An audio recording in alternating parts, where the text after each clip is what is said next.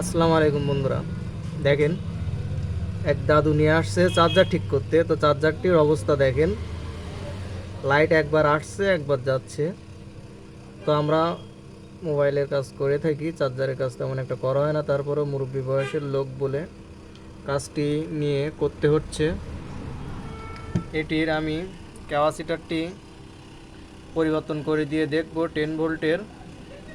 এখানে 470 ইউএফের ক্যাপাসিটার রয়েছে। তো এই ক্যাপাসিটারটি আমি পরিবর্তন করে দিয়ে দেখব যে এই সমস্যাটি সমাধান হয় কি না। আমার কাছে আরও একটি সেম ক্যাপাসিটার আছে।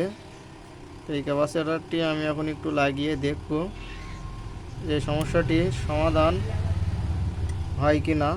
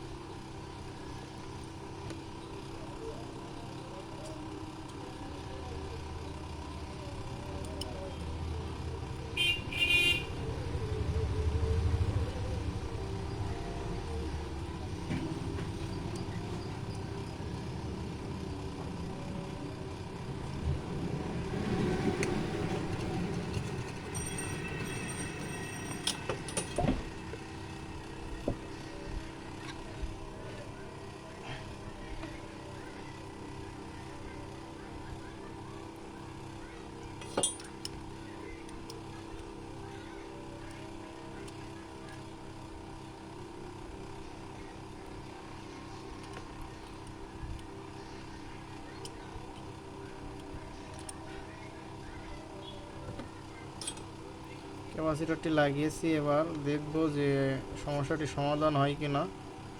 যদি না হয় তো আমার কাছে আর এই চার্জারের কোনো কিছুই নাই যে সেগুলো আমি পরিবর্তন করে দেখব।